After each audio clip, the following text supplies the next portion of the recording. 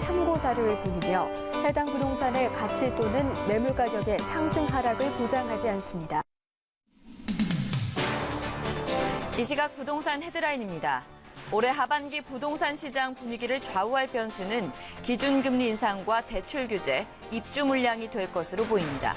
전문가들은 정부가 추가 대책을 통한 규제 강화를 예고한 만큼 하반기 집값 상승 여력이 높지 않을 것으로 전망했습니다. 주택사업자들은 7월 주택 공급 경기가 크게 위축될 것으로 예상하는 것으로 조사됐습니다. 주택시장의 불황기로 꼽히는 여름이라는 계절적 요인과 대출 규제 등을 강화한 정부의 6.19 대책 등이 영향을 미친 것으로 보입니다. 서울 지역 아파트 임대차 거래에서 월세가 차지하는 비중이 8개월 내 최저 수준인 30% 초반으로 떨어졌습니다. 신규 아파트 공급이 몰린 데다 최근 전세를 낀 갭 투자가 성행하면서 상대적으로 월세 거래는 줄고 전세 거래가 늘어난 것으로 풀이됩니다. 앞으로 30호 이상 민간 임대주택을 공급하려는 임대사업자는 임차인 모집 계획을 지자체에 사전 신고해야 하고 지자체는 임차인 보호를 위한 임대보증금 보증가입 여부, 토지 확보 여부 등을 확인해야 됩니다. 국토교통부의 이 같은 개정안은 오는 18일부터 시행됩니다. 전국적으로 전세 시장이 안정세를 이어가면서 올 상반기 전국 아파트 전세값은 2012년 이후 가장 낮은 변동률을 기록했습니다. 전세 재계약을 위해 지불해야 하는 금액이 2년 전에 비해 절반 이상 낮아진 것으로 나타났습니다. 서울시가 재개발, 재건축 등 정비 사업에서 받는 기부 체납을 앞으로는 현금으로도 받게 됩니다. 서울시는 현금 기부 체납에 대한 자체 운영 방침을 마련해 오늘부터 시행에 들어간다고 밝혔습니다.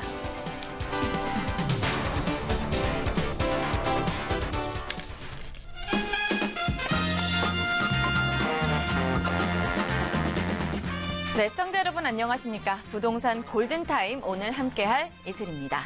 6.19 부동산 대책 발표 이후로 주택시장에 대한 관망세가 지속되고 있습니다.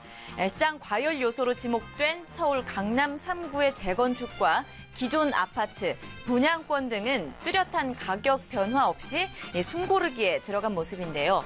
정부의 추가로 대책 마련을 예고한 만큼 하반기 부동산 시장에 대한 전문가들의 다양한 전망이 나오고 있습니다. 그래서 잠시 후 부동산 이체크 시간에서 하반기 부동산 시장의 다양한 변수들에 대해서 저희가 자세하게 좀 풀어드리도록 할 테니까요. 계속해서 채널 고정하시면 좋을 것 같습니다. 자, 저희는 언제나 시청자 여러분들의 참여 기다리고 있습니다. 이 방송 중에 부동산 투자와 관련된 궁금한 내용 있으시다면 고심하지 마시고요. 02-2638-3916번으로 전화나 문자 주시면 저희가 도움 드리도록 할 테니까요. 참고해 보시면 좋을 것 같습니다. 자, 부동산 골든타임 저희가 준비한 순서 지금부터 시작하겠습니다.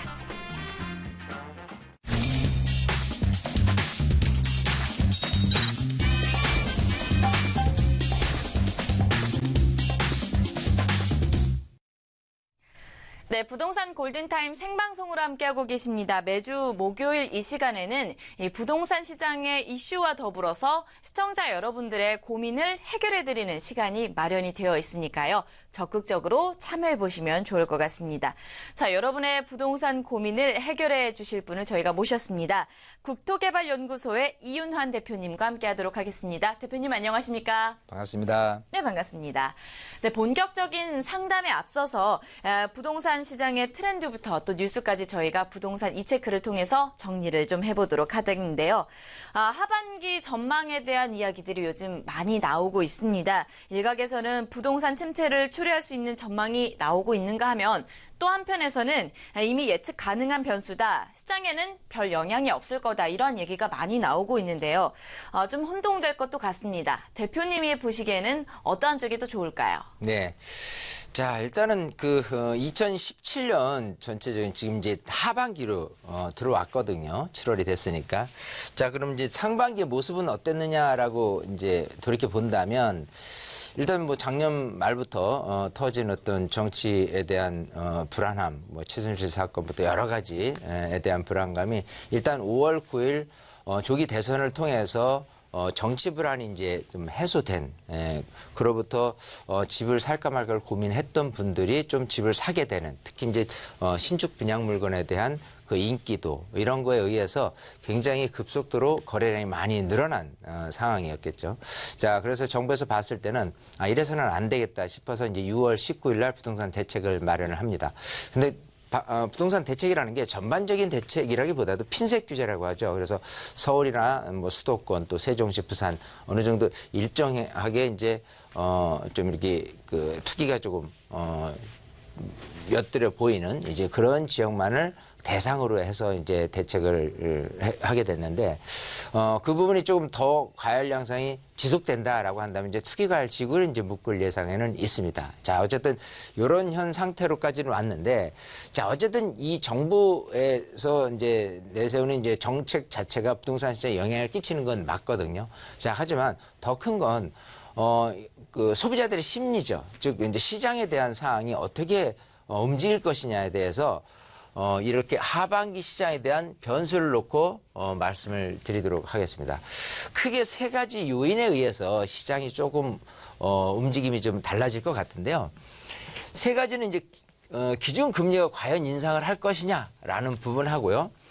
어떤 부동산 정책이 또 나올 것이냐라는 부분, 그리고 계속되는 입주 물량, 특히 이제 재건축이라는 부분, 이 세 가지 부분에 의해서 하반기 시장이 조금 좋을 수도 있고 나쁠 수도 있다고 보는데 일단 지금 미국이 금리 인상을 했어요. 자, 그런 상태에서 우리가 그 방어금리라고 하죠. 그래서 기준금리를 과연 인상할 시점으로 왔는가라는 부분이 곧이어 다음 주면 아마 한국은행에서 발표를 하게 될 것이고 만약에 기준금리를 인상을 하게 된다면 이 금리에 하고 부동산 시장하고는 반비례로 움직이거든요. 그래서 금리가 올라가게 된다 그러면 시장은 조금 좀 잦아드는, 잠잠해지는 그런 부분일 수밖에는 없겠죠. 왜냐하면 대출을 끼고 이렇게 집을 사셨던 분들 또 사려는 분들이 또 심리적인 위축감이라는 부분이 이제 내세우게 나타나게 될 것이고. 부동산 정책도 좋은 방향, 지금부터 계속해서 거래량이 늘어나고 뭐 이렇게 하는 부분보다도 일단은 그 좀 과열 양상이 띄지 않게 하기 위한 대출 규제부터 해서 조금 DTI라든지 DSR이라든지 이런 카드를 내세울 가능성을 놓고 봅니다. 하지만 더 중요한 부분은 일단 그 전월세가 계속해서 이제 높아지는 부분, 서민을 위한 대책을 좀 준비를 하려는 움직임, 또 크게 이제 두 가지 전월세 상한제 5% 그리고 또 계약갱신에 요구 청구권 이런 부분이 이제 4년 이런 부분이 어떤 방식으로 조금 이렇게 제도를 마련해야 될 것이냐 이런 부분이 이제 7월 말에 될 것이고 요 전초전 단계가 바로 이제 주택임대사업자에 대한 부분을 굉장히 좀 확대 또 활성화를 시켜서 많은 가입자가 늘어났을 경우에 이런 것들을 어느 정도 전초전에서 조금 이렇게 실질적으로 시행할 수 있는 부분으로 가지 않을까 생각을 하고요. 이 재건축이라는 부분이 이주 수요가 이제 굉장히 조금 강남 그리고 또 이제 서울 강남에서는 2만 그리고 서울에서는 뭐 총해서 이제 한 4만 9천 세대가 이제 이주 수요가 발생이 되는데 자, 이런 그 이주 수요가 발생이 됐을 때 과연 그 부동산 시장에 끼치는 영향 중에서는 일단은 전월세, 특히 이제 전세금을 올리는 그런 부분으로 요인을 이제 찾게 되는 부분이고요. 그리고 이렇게 그 재건축 사업 시행 인가 이후에 다른 주택을 구입하게 된다면 1주택일 경우에 대체주택으로서 이제 1년 동안 거주를 하고 나서 또 입주 후 2년 안에 이제 준공 후 2년 안에 이제 매도를 하게 되면 비과세 혜택을 얻는 부분이 또 있어요. 자, 그런 것들 때문에라도 요즘처럼 전세금하고 또 매매 금액이 크게 차지하지 않는다라고 한다면 집을 사는 게 낫겠다. 대체주택으로 이렇게 하시는 분들이 많기 때문에 마찬가지 전세금 상승과 매매금 상승으로도 이어질 가능성이 있다는 거를 예상을 해본다면 요 기능 자체는 집값을 좀 올려줄 수 있는 그런 부분으로 좀 이어질 수 있을 거고요. 또 금리라든지 정책이라는 이런 부분은 집값을 오히려 좀 떨어뜨리게 하는 또 좀 그러니까 너무 이제 거래량이 많아지거나 이게 부동산 시장이 과열 양상을 띠지 않게 하는 부분으로 이어질 가능성이 높다. 그래서 요즘처럼 이제 그 우기철 또 장마철이라면 항상 저기압이라는 게 있고 또 어떤 날 보면 이제 굉장히 좀 후덥지근하고 날씨가 좀 그 화창한 이런 부분이 있을 수 있는데 이게 이제 저기압과 고기압의 차이인 것처럼요.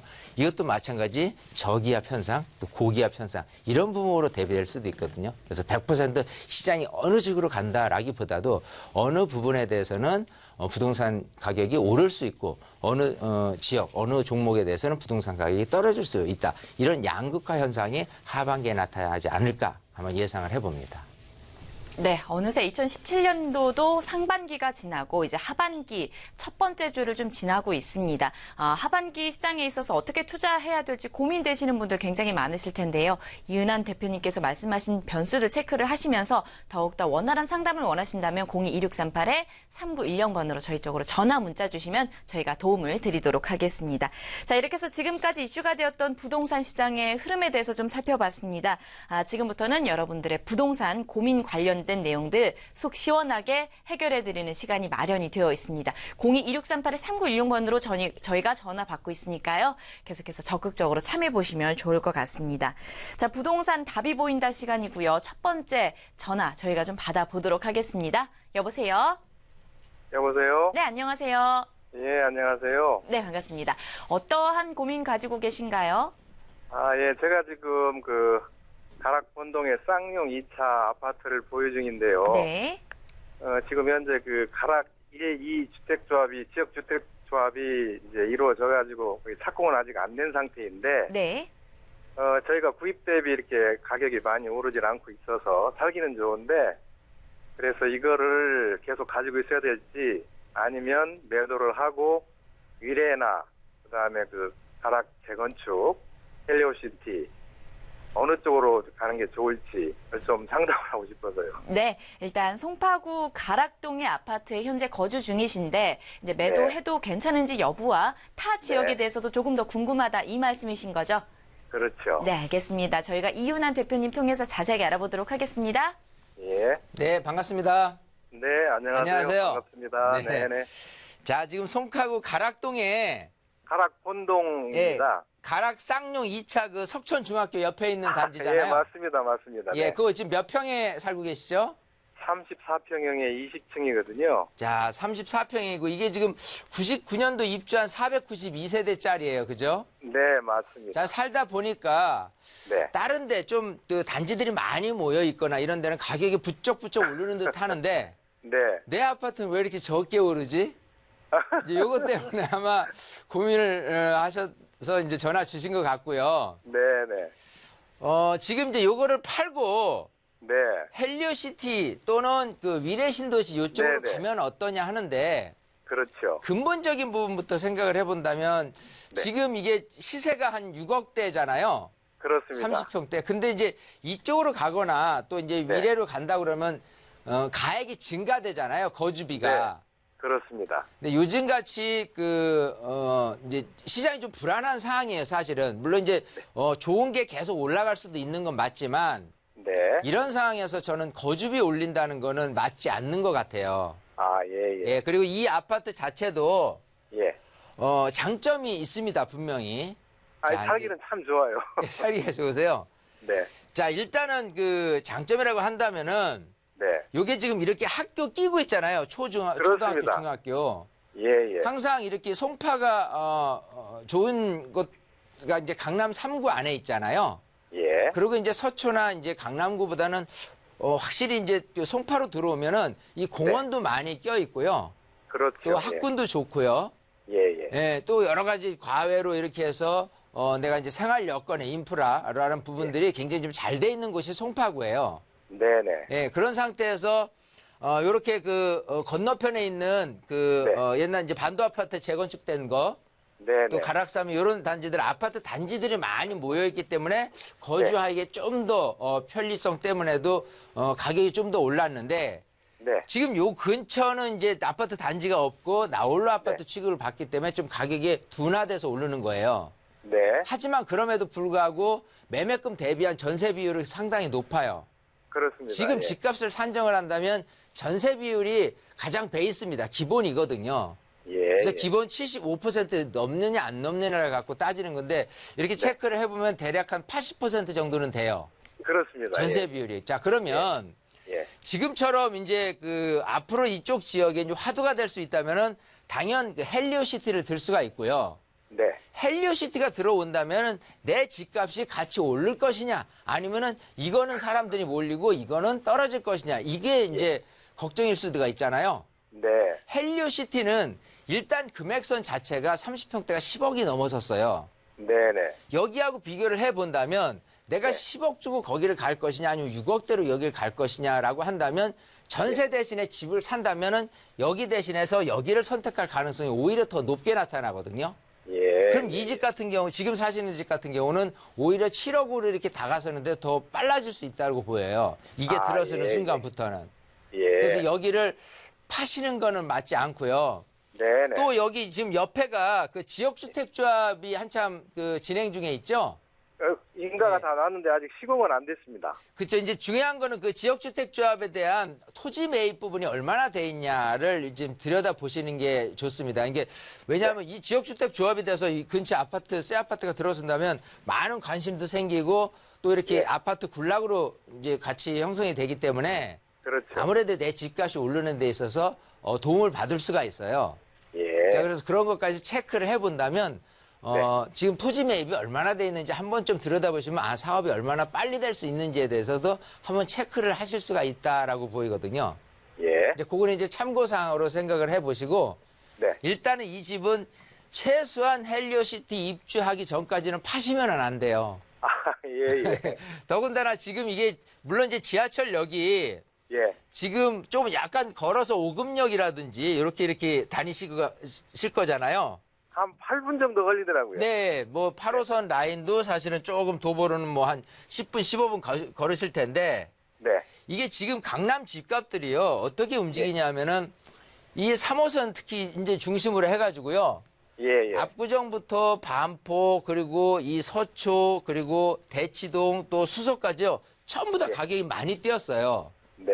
그 중에서 그래도 소형 평형이 배치 많이 돼 있고 좀 가격이 좀 저렴하다 생각한다면 강남권에서는 이쪽 네. 그 수서 이런 쪽으로 넘어오게 되거든요. 네. 근데 여기가 네. 가격이 엄청나게 뛰었어요. 네, 네. 그러다 보면은 강남에서 좀 출퇴근을 목적으로 하시는 분이 이제 3호선을 이용을 하게 된다면요. 네. 결국은 넘어오게 되는 게 이쪽 가락 경찰병원역 오금역 이쪽 근처에 예, 예. 있는 곳을 어쩔 수 없는 선택지로 할 수밖에 없는 거예요. 아, 예. 그렇게 된다면 당연히 강남 집값의 상승 요인이 결국은 내 집값도 전세금부터 해서 꾸준히 올라가게 할 수 있는 요인이다라고 보이는 거거든요. 아, 그렇군요. 그러니까 여러 가지 측면이 다 장점이 많지 단점 지금 말씀하시는 조금 이렇게 가격이 딴 데보다 덜 올라요 하는 부분은 감사하고 가셔야 돼요. 왜냐하면 아이고, 네. 어디든지 단지가 크고 새 거고 이런 걸 선호하긴 맞는데 네. 그럼에도 불구하고 이런 것들이 오히려 지금 경제 상황이라든지 여러 가지 지금 전체적인 부동산 상황에서는 더 각광을 예. 받을 수밖에 없으니까 아, 네. 그냥 기분 좋게 거주하세요. 알겠습니다. 아유, 감사합니다. 네, 이렇게 정리하겠습니다. 네, 고맙습니다. 매도보다는 보유 관점으로 좀 이야기하셨으니까요. 참고를 해보시고요. 추후에 또 어려움 있으시면 저희 쪽으로 연락 주시면 좋을 것 같아요. 네, 고맙습니다. 네, 수고하세요. 오늘 참여해주셔서 고맙습니다. 네, 계속해서 저희 다음 전화 받아보도록 하겠습니다. 여보세요? 아, 네, 안녕하세요. 네, 안녕하세요. 네, 어떠한 예. 부분 고민 있으신가요? 아, 저는 지금 지방에 거주하고 있고요. 네. 지금 마포구에 있는 염리 레미안 아파트 43평형을 지금 매매를 할까 이렇게 고민을 하고 있어요. 네. 마포구 네. 염리동의 아파트 매수 여부가 궁금하시다는 거죠? 네네. 네, 알겠습니다. 저희가 이윤환 대표님과 함께 자세하게 상담해 보도록 할게요. 네. 네, 반갑습니다. 네, 안녕하세요. 네, 안녕하세요. 지금 사시는 데가 어디시라고 했죠? 저는 울산에 살고 있고요. 울산에 사시는데 네. 지금 서울로 이사를 계획을 하고 계시는 건가요? 이사는 계획 안 하고 그냥 투자로 예, 생각을 하고 있거든요. 투자요. 예, 예. 그러면 지금 일단은 여기를 들여다보신 거는 어떤 목적이에요? 이제 몇 평에?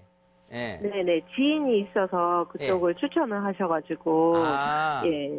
혹시 네네. 또 이 아파트 몇 평을 지금 생각을 하고 계세요? 지금 43평짜리 보고 있고요. 43평? 네네. 네. 보니까 매매가가 7억 2천에서 7억 5천 나와 있고, 네. 전세가 5억에서 5억 5천 이런 식으로 돼 있더라고요. 그렇군요. 네네. 자, 그럼 전세 끼고 갭 투자죠? 네네. 네. 그렇습니다. 자, 일단은 서울은, 마포만 있는 건 아니죠. 그렇죠. 그래서 지인이 예. 지금 소개를 해주셨기 때문에, 네네. 일단 그것부터 제가 이제 말씀드리게, 일단은 나쁘지는 않아요.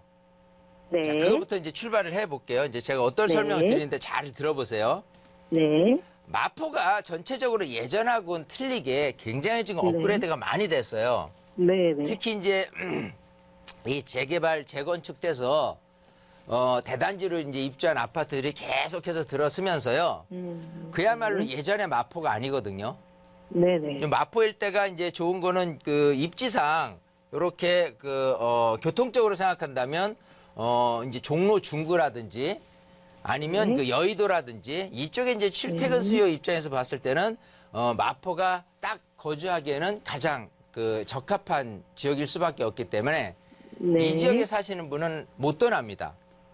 자, 네. 그런 상태고 또 이제 공동역 자체가 그 지하철 노선 자체가 이제 4개가 지나가요. 그러다 보니까 네네. 어디서든 가고자 한다면은 이 공동역 근처를 굉장히 좀 선호할 수밖에 없는 상황이고요. 네. 자, 일단 큰 영역에서 봐서는 염리동 삼성 아파트가 나쁘지는 않은데 이게 이제 2001년 입주한 574세대짜리예요. 네. 자, 아까 말씀하신 대로 이제 7억 초반 정도 40평대가 그리고 이제 5억 초중반 정도 전세금이라고 하는데 네. 일단 항상 내가 갭 투자를 생각을 한다면 전세 비율이 얼마나 높아 있는지에 대한 부분이 가장 좀 중요할 수도 있어요. 그렇죠. 즉 예를 들어서 어떤 거는 똑같이 7억 초반인데 전세 네. 금액이 6억에 육박하는 그런 그 아파트도 있을 거 아니에요. 네네. 오히려 그런 것들이 나중에 집값이 올라가는 데 있어서는 더 유리할 수도 있다는 거거든요. 자, 네. 그런 측면에서 약간 좀 단점이 벌써 하나 나타나는 부분이 있고요. 네. 이쪽 지역 같은 경우에 가장 중요한 부분은 사실은 이 공동역하고 얼마나 멀리 떨어져 있느냐라는 부분. 만약에 네. 멀리 떨어져 있다고 손치더라도 이렇게 네. 대단지로 이루어진 아파트 같은 경우는 괜찮은데 그렇지 않은 아파트, 지금 이제 2001년에 입주를 했잖아요. 네. 그럴 거라면은 나보다 내 그 염리동 삼성, 내가 겨냥하는 염리동 삼성 아파트보다는 좀 더 가까운 아파트는 없을까를 한 번 더 살펴보셔야 돼요. 예를 들자면 여기 이제 공덕 삼성 아파트가 있어요. 네. 예를 들어서 말씀해 보는 거예요. 그러면 이제 네. 이게 99년 입주를 했으니까 2001년보다 2년 먼저 입주를 했잖아요. 네. 그리고 네. 651세대고 여기도 시세로 따진다면 아마 비슷할 거로 보이는데 네. 제가 보기에는 전세 비율이 훨씬 높아요. 아까 보신 그 아파트보다는. 네. 자, 그래서 네. 오히려 이쪽에서의 장점은 여기처럼 물론 이제 6호선이라는 부분도 있기는 하지만은 이렇게 네. 지하철역 근처에 있는 이런 공덕 삼성 아파트거나 아니면 이렇게 오른쪽으로 가서 뭐 신공동 레미안 2차도 한번 볼까요? 여기도 2000년에 입주한 아파트인데 마찬가지 458세대고 이 그 공동역하고 접근성이 굉장히 괜찮죠. 여기도 살펴보면은 아마 그 40평대 집값이 6억대로 지금 돼 있는 걸로 알고 있거든요. 네. 그래서 여기가 이거보다는 더 오히려 싸잖아요. 그리고 전세 네, 네, 비율은 네. 더 높을 것이고. 자, 그러면 내가 들여다봤던 부분에 대해서 이 안에서도 나보다 좀 더 경쟁력 있는, 나보다 조금 더 갭 투자하기에는 또 유리한 그런 아파트가 있으니 같이 살펴보면서 좀 들여다보시면 좋을 것 같고요.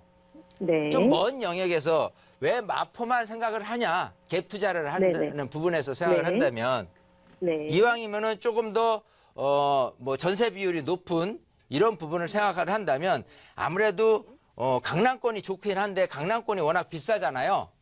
네네. 예, 그래서 강남권이 비싼 만큼 그거를 좀 대신할 수 있는 부분이라고 생각한다면 이렇게 지하철 3호선, 그러니까 강남을 관통하는 부분이 이제 지하철 3호선이라고 한다면은 네. 예를 들어서 이렇게 북쪽으로 가서는 이제 금호라든지 약수라든지 이런 그 지하철역 근처에 있는 아파트도 들여다볼 수가 있을 거고요. 네. 아니면은 이렇게 송파로 넘어가서 가락시장역 경찰병원역 5금역 아까 첫 번째 시청자분도 여기에 이제 계시는데 제가 여기 놔두라고 했던 거거든요. 예. 어쨌든 이런 부분도 같이 살펴보시는 부분 또 7호선 라인이라는 부분으로 또 따졌을 때 이쪽 사당동이라든지 또 자양동이라든지 성수동이라든지 이런 부분도 강남 집값이 비싸니까 좀 튀어갈 수 있는 부분들이 있을 수 있다는 거거든요. 네. 그러니까 마포만 너무 한정돼서 보신다. 그냥 나는 거기밖에 모르겠어라고 한다면 아까 말씀드린 대로 공동역에 좀 더 가까운 그런 아파트를 들여다보시는 거고 네. 이왕 내가 갭 투자를 생각을 해봐서 좀 더 영역을 넓히고 싶다라고 한다면 이왕이면 강남에서 멀지 않은 그런 아파트를 좀 살펴보시면 어떨까 싶은 거고요. 네. 또한 단계에서 한 번 더 진짜 넓게 생각한다면 왜 꼭 아파트만을 고집하냐도 생각을 해보실 필요가 있는 거거든요. 그렇죠. 네네. 네, 그러니까 여러 가지 변수에 의해서 내가 다 알고 나서 그래도 나한테 적합한 갭 투자 방식은 이거야라고 선택하는 거는 다 알고 나서도 저것도 좋기는 하지만 이게 더 나을 것 같아서 저울질을 하다 이걸 선택하는 것이 지금은 가장 필요할 때예요. 네네. 옛날에는 그냥 서울, 강남 좋은데 사두기만 하면 이렇게 딴 데보다는 더 많이 올랐지만 네. 지금은 이런 것들을 전체적인 모습에서 어떤 지역적인, 종목적인 이런 부분들을 조금 다 들여다보고 그러고 나서 내 투자 금액이 얼마인데 내가 얼마의 이익을 볼 수 있을 것 같아라는 연구를 좀 더 해보신다면은 엄청나게 이제 이참에 공부도 해 보시고 그래도 이런 선택이 가장 최선인 것 같아. 뭐든지 이제 내가 잘했다라고 한다면 다 확인해보고 가장 내가 할 수 있는 최선 선택을 가장 잘하는 것이 중요한 거거든요. 그래서 우리 시청자님은 이왕 이번 기회에 좀 이렇게 들여다보시게 됐으니까 좀 더 좀 넓이를 넓혀서 공부하시고 갭 투자를 하시는 이런 쪽으로 방향을 잡으면 좋고 좀 멀지만 세미나에 오시면 제가 영역을 좀 더 넓혀드릴 수가 있어요. 네네. 그래서 시간이 되시면 부동산은 재산이잖아요. 그리고 아까 1, 2억 정도가 들어가서 1, 2억을 갖고 뭐 이런 다른 뭐 그냥 은행에 묻어두거나 주식에 있는 것보다는 부동산을 통해서 잘 투자 잘해서 이익을 좀 보려는 거를 원하시는 거니까 네. 그런 부분을 좀 잘 하시려면 아무래도 좀 좀 멀긴 하지만은 그래도 그 교통비가 뭐 중요하진 않을 것 같아요. 그죠?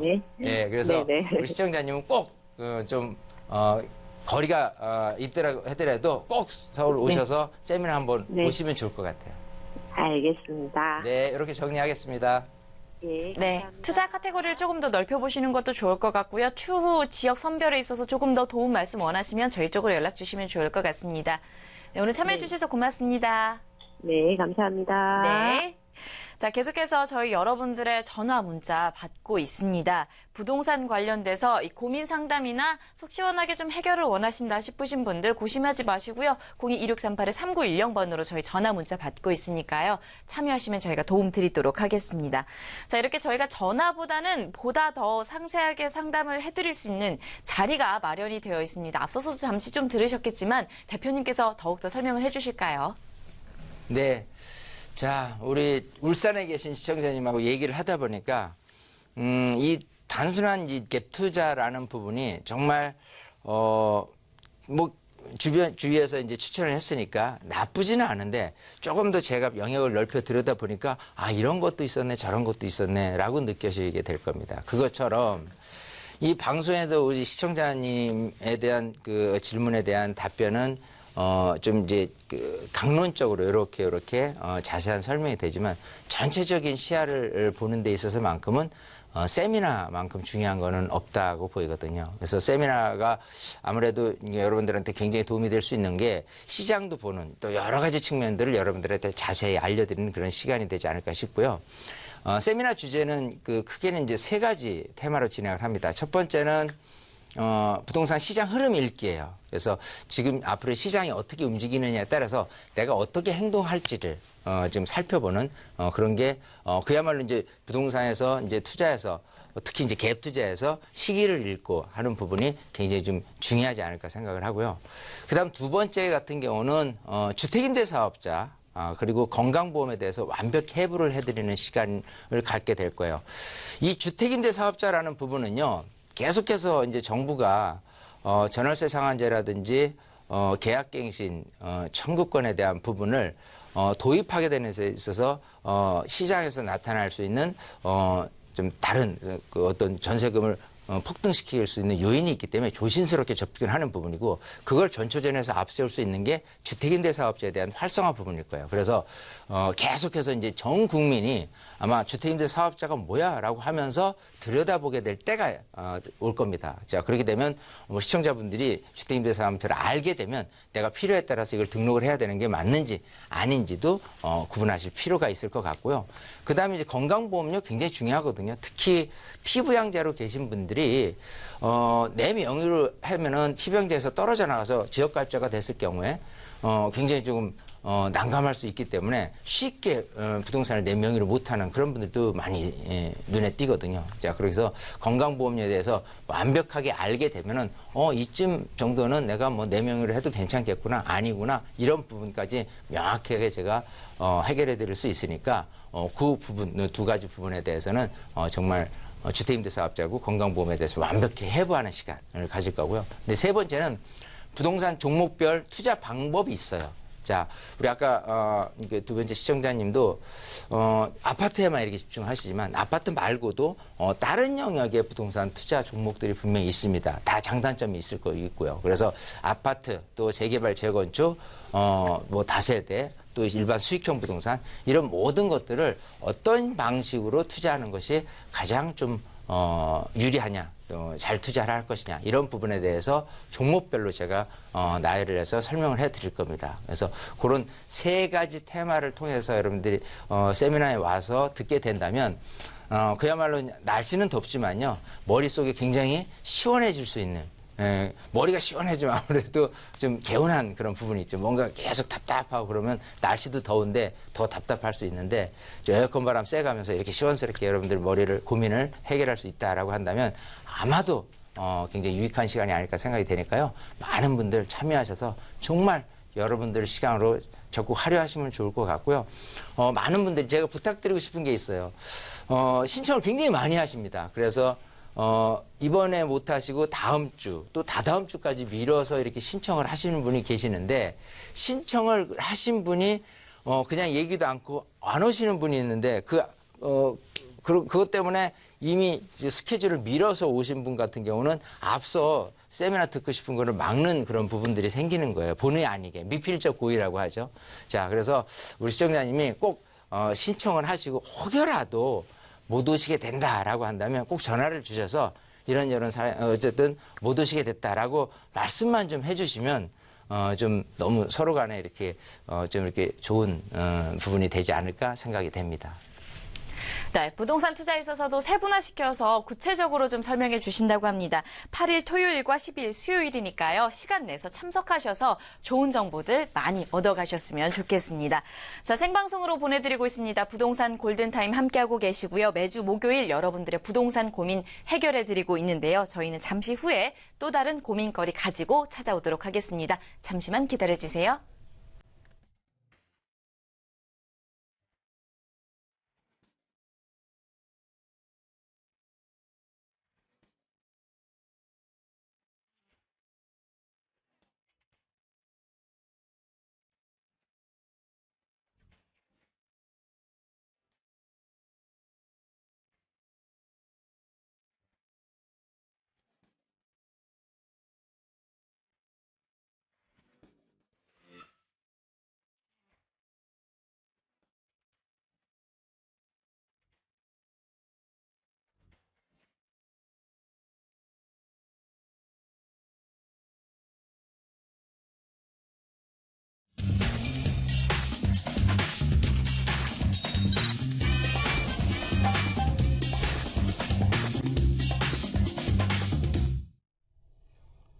네, 부동산 골든타임 생방송으로 함께하고 계시고요. 매주 목요일 이 시간에는 여러분들의 고민 속 시원하게 해결해드리고 있습니다. 계속해서 이윤환 대표님과 함께하도록 할 텐데요. 자, 앞으로는 민간 임대주택을 공급하는 임대사업자의 의무가 강화될 전망입니다. 이로 인해서 임대주택 공급 계획에 대한 신뢰성도 높아질 전망이라고 하는데요. 여기에 대해서 대표님의 설명 들어보도록 하겠습니다. 네. 자, 지금 이제 30호 이상 민간주택 사전 신고 의무화입니다. 이제 병정 같은 경우는 임차인 모집 계획 뭐 이런 걸 승인받는 것이 의무사항이 아니었고요. 변경 후로 따졌을 땐 30호 이상 되는 부분에 민간주택을 공급하라는 경우 이렇게 신고를 해야 되는 그 의무 제도가 생겼습니다. 자, 이걸 이제 잘 들여다본다면 이 주택임대사업자를 계속해서 활성화시키고 의무 가입하게 하는 이런 제도의 전초전이다라고 볼 수 없어요. 물론 개인적인 부분에 있어서 월세를 받고 있으니까 주택임대사업자를 내세요. 이럴 수는 없습니다. 하지만 어떤 방식이든지 주택 그 임대사업자에 대한 부분을 좀 굉장히 많이 늘리려는 부분의 전초전이라는 모습을 보면 좋고요. 다가구 주택 가지고 계신 분도 있는데, 내가 이제 소유하는 주택 같은 경우는 기존에는, 밑에 이제 세입자가 있는 상태에서 임대주택으로 등록이 좀 불가능했었는데요. 이제 변경 후가 되면 소유주가 거주하는 공간을 제외한 내가 이제 다가구 주택에서 살고 밑에서 임차인이 있다면 제외한 나머지를 임대사업자 및 민간임대주택으로 등록이 가능합니다. 또 이런 게 여러 가지 면적 기준으로 본다면은 전체적인 면적을 다 하나로 통틀어서가 아니라요. 각 다가구 주택도 뭐 1층에 몇 세대, 뭐 2층에 몇 세대 이렇게 있잖아요. 그럼 각각 나눠서 이렇게 진행하는 부분이 있기 때문에 참고하셔서 좀 다가구 주택 하시는 분들도 이런 부분이 조금 유리하게 됐다. 어쨌든 계속해서 이런 모든 사항들이 임대주택을 많이 임대주택에 대한 부분을 많이 이제 늘리려는 그런 부분이 있다는 것을 꼭 아셔야 된다. 이렇게 말씀드리고 싶습니다. 네, 이렇게 해서 이윤환 대표님과 부동산 시장의 이슈 다시 한번 점검해 봤고요. 이와 관련해서 궁금한 사항이 있으시다면 022638-3910번으로 전화, 문자 주시면 저희가 도움 드리도록 하겠습니다. 자, 계속해서 저희가 부동산 관련된 여러분들의 고민 해결해 드리는 부동산 답이 보인다 시간 이어가도록 하겠습니다. 시청자분 전화 연결이 되어 있다고 하는데요. 저희가 전화를 받아보도록 할게요. 여보세요? 여보세요? 네, 안녕하십니까? 네, 안녕하세요. 네, 반갑습니다. 어떠한 고민 가지고 계신가요? 네, 저 하남 미사 신도시에 대해서 관심이 많은데요. 네. 좀 많은 아파트가 좀 들어서는데 미사 강변 28단지나 18단지 중에 네. 전세 끼고 구입하는 게 나을지 아니면 지금 분양하는 게 많은데 분양권을 사는 게 나은지 그게 궁금해서요. 하남시 미사 강변도시 쪽에서 18단지와 30평형대를 두고 어느 쪽으로 28단지, 매수를 28단지하고 말씀이신가요? 18단지, 네. 20평대나 30평대 어떤 게 나은지 아니면 분양권도 괜찮은지. 네, 매수 여부에 대해서 좀 궁금하신 거죠? 네. 네, 알겠습니다. 저희가 좀 자세하게 풀어보도록 할게요. 네. 네, 반갑습니다. 네, 안녕하세요. 안녕하세요. 네. 자, 미사 신도시에 네. 지금 전세를 끼고 이렇게 사두시려고 하는 건가요? 나중에 네. 이사를 생각을 해서? 나중에 안 사고 그냥 시세차익 한 2, 3년 후에 보유했다가 예. 거기 지하철도 개통된다고 그래서 네네. 시세차익 볼 수 있지 않을까 싶어서요. 갭 투자네요. 네, 개통자인데 좀 전세가하고 매매가가 좀 차이가 나더라고요. 그게 이제 사실은 제일 걱정이에요. 왜냐하면 네. 이렇게 하남 미사지구가 이제 36,000 세대예요. 네, 자, 네. 전체 공급이. 네. 자, 이렇게 36,000 세대가 들어와서 계속해서 이렇게 입주를 하고 또 이제 지금 분양되는 게 있다고 얘기한다는 거는 계속해서 또 입주 물량이 늘어날 수 있다는 거잖아요. 네, 네. 자, 그렇게 됐을 경우에 처음 내가 준공이 되고 나서 전세를 놓게 된다면 전세 금액이 굉장히 낮죠. 네. 예, 그래서 매매금 대비한 전세금이 낮기 때문에 내가 들어가는 투자액 자체가 기존에 있는 다른 아파트 같은 경우는 한 뭐 1억 5천, 2억 안쪽으로 들어갈 거를 이거는 뭐 3억 들어가고 뭐 이런 식으로 되는 거거든요. 네. 그것까지는 안 가더라도 어쨌든 네. 그래서 그런 관점에서 생각했을 때 갭 투자가 맞느냐라는 부분을 사실 조금 한번 고민을 하실 필요가 있어요. 네. 그럼에도 불구하고 나는 하남 미사지구를 꼭 하고 싶어라고 한다면 일단은 앞으로 하남 미사지구가 가지고 있는 그 아파트의 그 어떤 시세적인 흐름 중에서 가장 중요한 게 이제 일단 5호선 연장이거든요. 네, 네. 여보세요? 네, 잘 들립니다. 예. 왜냐하면 아무래도 여기는 이제 하남시고 네. 이 지하철역 상일 그 동역까지 있는 게 이쪽으로 이렇게 이어지면서 이게 이제 내년에 이제 개통 예정에 있기는 해요. 네. 자, 그랬을 경우에 과연 이 교통이 그 개선되면서 좀 집값이 늘어날 가능성이 분명히 있는 거는 맞거든요. 네. 자, 그러면 아까 얘기한 그 새롭게 이제 분양되는 아파트 같은 네. 경우가 일단은 당장 새 거, 이거보다는 당장 새 거기 때문에 어떤 그런 느낌이나 흐름이 좋을 수는 있지만요. 네. 좀 더 장기적인 차원에서 봤을 때는 이 지하철역 근처가 아니라 지하철역하고 떨어질 수밖에 없는 단지들이 생겨나는 거거든요. 네, 네. 자, 그러면 이제 나중 돼서는 즉 신축이 중요한 게 아니라 지하철역에서 네. 얼마나 가까이 있느냐가 더 큰 관건이 되기 때문에 네. 일단 분양되는 금액에 따라서 물론 이제 생각은 해보셔야 되지만은 네. 분양되는 금액 자체가 너무 그렇게 낮지는 않다. 그냥 네. 만만하게 지금 시세된 금액으로 이렇게 돼 있다라고 한다면 네. 분양된 것보다는 기존에 있는 그런 아파트 단지를 들여다보시는 게 더 나을 것 같고요. 네. 지하철 노선 근처. 그리고 지하철 노선이 이렇게 계획이 돼 있어요. 지금 이렇게 네. 요쪽 그 강일역이거든요. 여기가. 네. 이제 네. 외곽 순환도로를 중심에 두고 이렇게 지하철역이 생긴단 말이죠. 네. 그래서 요게 강일동 지역하고 이제 고덕동까지 생각을 해서 여기에 하는데 이 네. 거리로 따진다면 원래 이제 강일동으로 들어와야 되는데 아. 희한하게 일로 들어서게 되니까 지금 얘기하신 18단지 같은 경우는 네. 예, 여기에 위치해 있으니까 지하철역하고 약간 거리가 좀 있게 되는 부분이에요. 만약 네. 지하철역 여기 들어오면은 너무 좋겠죠. 네. 자, 그런 부분에 비해서 네. 28단지 같은 경우는 네. 일단은 지하철 노선 자체가 이제 일로 들어오거든요. 여기. 네. 예. 그리고 여기 같은 게 이제 중심 업무지구, 상업지구 해가지고 여러 가지 이제 그 거주하는 데 있어서 필요한 그런 상권이 형성되게 돼 있습니다. 네. 그렇게 된다면 아무래도 주거로 형성되어 있는 이런 곳보다는 좀 더 거주하기 위해서 좀 편해질 수 있다라고 보이거든요.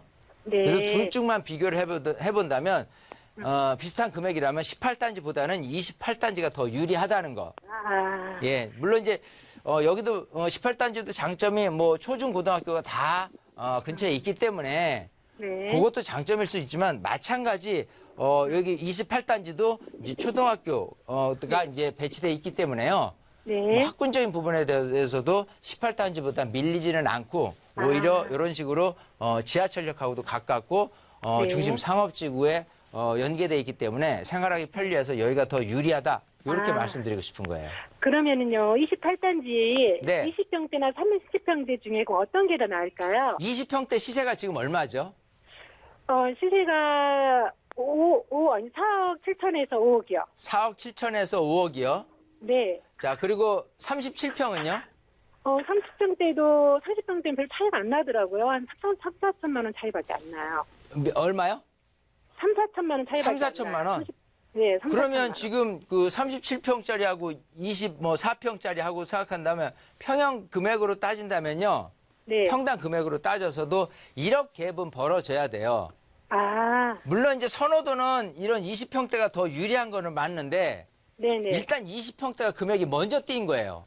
네. 네, 그래서 지금 금액 구조로 봐서는 30평대를 하는 게 더 낫다. 이렇게 말씀드릴 수 있어요. 그러면 예. 그럼 혹시 2년 후에 다시 이제 매도하면은 네. 얼마 정도 올 가능성이 있나요? 지금 시세가 대략 한 5억 7, 8천 정도 하나요? 아니 20평대는 아니 37평. 30평대는 6억까지는 않고 5억 7천이 최고가인 것 같아요. 그죠? 일단 네. 6억은 넘어가요. 아, 그래요? 일단 6억은. 그리고 제일 일단 오래된 지하철역에 분- 들어서게 된다면 다른 아파트에 비해서 3, 4년 오래됐는데도 괜찮을까요? 괜찮아요. 아까 말씀드린 대로 네네. 여기는 새 것만이 중요한 게 아니라 아, 지하철역하고 얼마나 가깝냐가 관건이 될 거예요. 아, 그래요? 네, 그런 각도에서 나쁘지는 않은데 한 번 더 생각해 보실 거는 너무 전세금이 조금 낮아서 네. 내 투자 금액이 좀 많이 들어가는 그런 단점이 있다는 거에 대해서 한 번 더 생각을 해보셔라 이렇게 말씀드리고 싶어요. 근데 이제 그 투자 금액이 은행에 넣어놔도 별로 안 올라가서 차라리 그럴 바에야 그냥 2년 후를 생각하고 시세 차익이나 볼까 그 생각으로 지금 들어가는 일단은 거거든요. 네. 다른 각도에서도 한번 생각을 해보세요. 왜냐하면 전세 비율이 굉장히 높게 나타나고 있는 아파트도 많이 있거든요. 그럼 추천해 그러면 이제 주실 여기 만한 같은 거 경우 있으세요? 그냥 네. 뭐 들어가는 금액에 대해서 반 정도면은 살 수 있는 그런 아파트도 있어요. 네. 네. 이게 지금은 이제 방송 중이니까 어디 특정해서 딱 말씀드리기는 어렵고요. 네네. 시청자님 꼭 세미나 오셔서 상담 신청서 하면은 제가 몇 개 찍어서 알려드릴게요. 네, 그래서 이거랑 알겠습니다. 비교를 하면서 그러고 나서 네. 선택하시면 얼마나 기분 좋으시겠어요. 네, 그렇게 감사합니다. 정리하겠습니다. 네. 네, 궁금하셨던 부분 많은 것 같은데 그래도 세미나 참석하시면 더욱더 상세한 정보 얻으실 수 있으니까요. 시간 내셔서 참여해보시는 것도 좋을 것 같습니다. 오늘 참여해주셔서 고맙습니다. 네. 네. 자, 계속해서 저희 다음 시청자 전화 연결이 되어 있다고 합니다. 전화 받아보도록 할게요. 여보세요? 네, 여보세요? 네, 안녕하십니까? 네, 안녕하세요. 네, 반갑습니다. 네, 어떠한 네. 고민 가지고 계신가요? 네, 저는 지금 발기동 쪽에 네. 빌라에 살고 있어요. 네. 근데 이제 그쪽에 그 9호선 그 전철이 들어오고 있잖아요. 네. 하고 있는데 그래서 그 지금 살고 있는 거 말고 신축 빌라를 하나를 더 구입을 할까 이런 생각을 가지고 있는데 예, 그게 어떨지. 근데 제가 살고 있는 집은 네. 좀 평수는 큰데 가격은 그냥 이렇게 많이 올라간 것은 아니에요. 네. 근데 신축 빌라도 요즘에 좀 짓고 있어서 그거를 사도 괜찮을까. 예, 근데 돈은 많지 않으니까요. 네. 그래서 투자는 하고 싶고 그래서 어떨지 상담을 받고 되신다는 싶어가지고요. 그러니까 네네. 지금 송파구 방이동에 살고 계신데 지금 살고 계신 거주하시는 곳 말고 그 근처에서 신축 빌라 매수 네네. 여부가 조금 궁금하신 거죠? 네네. 알겠습니다. 투자로요. 네, 네네. 알겠습니다. 저희가 이윤환 대표님과 조금 더 상세하게 상담을 들어보도록 할게요. 네. 네, 반갑습니다. 네. 안녕하세요. 안녕하세요. 네. 자, 지금 이제 그 송파구 방이동 쪽에 사시는데 요 근처에 이제 신축 빌라가 짓고 있는데 그거를 전세 끼고 갭 투자로 네. 이사 갈 게 아니라 갭 투자 용도를 한번 해보시면 어떨까 싶어서 이제 연락을 주신 거잖아요. 네네. 일단 오케이예요. 네. 일단은 괜찮다. 그래요? 일단 장점에 대해서 네, 네. 말씀드리고 싶고 이제 네. 더 중요한 건 몇 평이 얼마냐가 또 더 중요할 수도 있잖아요. 근데 제가 가면 방 2개에 네, 한 3억 가까이 가는 걸로 3억 정도. 네네 3억 예. 정도. 이제 그게 아마 지금 이제 신축을 그래도 살 수 있는 부분에 대해서는 괜찮다고 보는데요. 네. 그거보다 한번 1,000만 원이나 1,500 정도 더 싸게 사면 좋겠죠.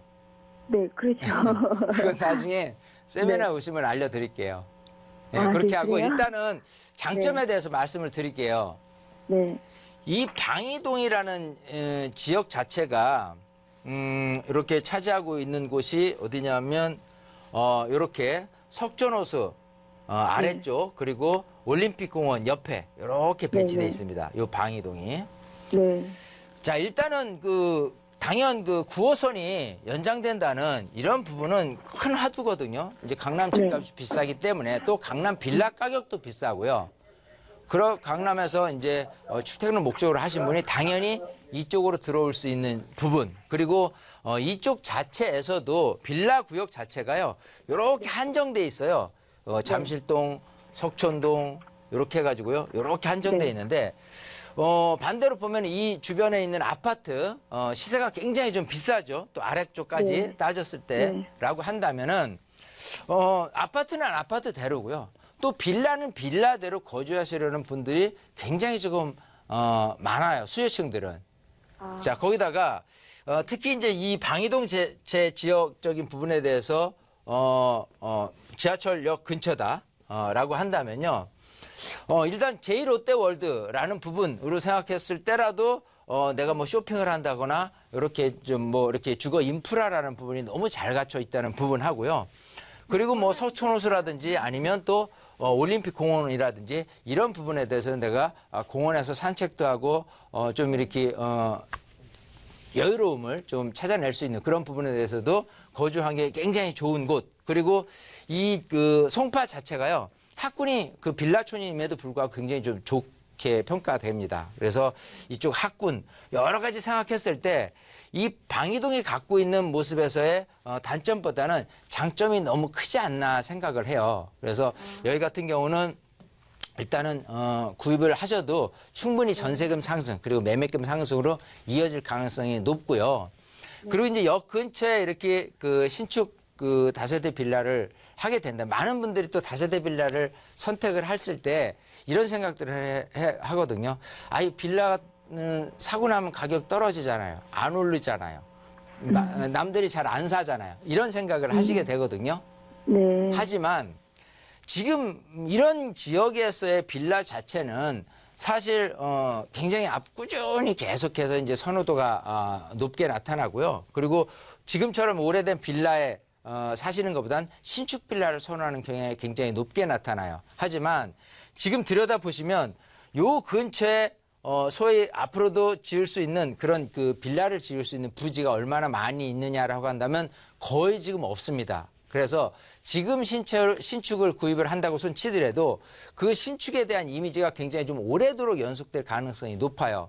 자, 그러면 그러니까 그런 거거든요. 어느 지역 하면은 내가 바로 신축인데 옆에 또 짓고 또 막 그렇게 된다면은 신축의 이미지가 굉장히 퇴색이 되는데 여기 같은 경우라면은 신축의 이미지가 굉장히 오래 갈 가능성이 높고 그런 신축의 이미지가 오래 간다는 소리는 결국은 다른 오래된 빌라에 비해서 임대 가격도 올라가는 그리고 또 매매 금액도 올라가는 이런 부분도 사실 들여다볼 수 있는 부분이 있거든요. 자, 그래서 일단은 방이동에 신축 빌라 사시는 거는 일단 큰 영역에서는 오케이. 예. 그리고 좀 더 디테일한 부분으로 들어가서는 이왕 좋은 물건을 하기 위해서 조금 더 좀 들여다 보실 필요가 있으니까요. 우리 시청자님 꼭 세미나 오시면은 제일 좋을 것 같아요. 알겠습니다. 네. 네, 감사합니다. 네, 조금 더 욕심내고 싶으시다면 저희 쪽으로 전화 주셔서 도움 받으시면 좋을 것 같아요. 0223-3910번이고요. 세미나도 준비가 되어 있으니까요. 참고해 보시면 좋을 것 같습니다. 네, 감사합니다. 네, 오늘 참여해 주셔서 고맙습니다. 네, 저희가 계속해서 시청자 여러분들의 전화 상담 받고 있습니다. 궁금한 사항 있으시다면 주저하지 마시고요. 이렇게 참여하셔서 도움 말씀 얻어가시면 좋을 것 같습니다. 자, 이번에는 문자 상담 내용을 좀 확인을 해보도록 하겠습니다. 1761님께서 보내주신 내용이에요. 내용을 확인해 보도록 할게요. 안산시 상록구의 아파트에 거주 중인데 향후 전망에 대해서 물어보셨습니다. 안산시 상록구 아파트, 이 주변의 향후 전망을 좀 살펴볼 필요가 있을 것 같습니다. 대표님 어떻게 보고 계신가요? 자, 안산시 상록구 시옷 아파트라고 했는데요. 이 상록구 아파트라고 했으니까 아마도 상록수역 근처에 있는 그 아파트라고 보이고요. 뭐 시옷이라고 그러면 뭐 신한 아파트 같은 경우가 이제 예를 든다면 할 수 있는 부분인데, 이런 아파트를 거주하고 있는데 향후 전망을 얘기를 한다면 사실 그렇게 좀 전망이 밝지만은 않다라는 좀 부정적인 답변을 좀 드리고 싶어요. 이유는 일단은 안산이 원래 이제 계획도시입니다. 계획도시 중에서 지금 이제 상록수역처럼 이쪽 주변에 있는 아파트들 같은 경우는 거의 뭐 이제 초창기에 특히 이제 뭐 80년대, 90년대 입주한 아파트들이고요. 요렇게 초창기에 구도심지로 이렇게 전락되는 부분에 위치해 있는 부분하고 반대로 얘기하면 신도시격인 그런 부분으로 돼 있는 거하고의 금액 차이부터요. 또 이쪽에서의 거주를 선호하는 그런 영역은 굉장히 좀 차이가 많이 있어요. 자, 그렇기 때문에 선호도가 밀려서 가격이 이렇게 올라가지는 않을 것이다라고 예측을 하기 때문에 일단은 여기를 계속 거주하면서 그냥 집값 오르기를 기대한다 이런 부분은 아닌 것 같으니까요. 좀 적절한 시기에 좀 매도를 하는 쪽으로 이렇게 말씀드리고 싶습니다. 네, 매도 방향으로 이야기해 주셨으니까요. 참고해 보시면 좋을 것 같고요. 자세한 내용은 세미나를 통해서 확인해 보실 수가 있습니다. 7월 8일 토요일과 12일 수요일에 오후 1시에 준비가 되어 있으니까요. 시간 내셔서 많은 정보들 얻어 가셨으면 좋겠습니다. 자, 부동산 골든타임 저희가 준비한 시간은 여기까지입니다. 본 프로그램은 시청자 여러분들에게 보다 다양한 정보를 제공하기 위해서 제작되었다라는 점, 해당 부동산의 가치나 상승 및 하락을 보장하지 않는다라는 점 유의하셨으면 좋겠습니다. 자, 오늘 남은 하루도 잘 보내시고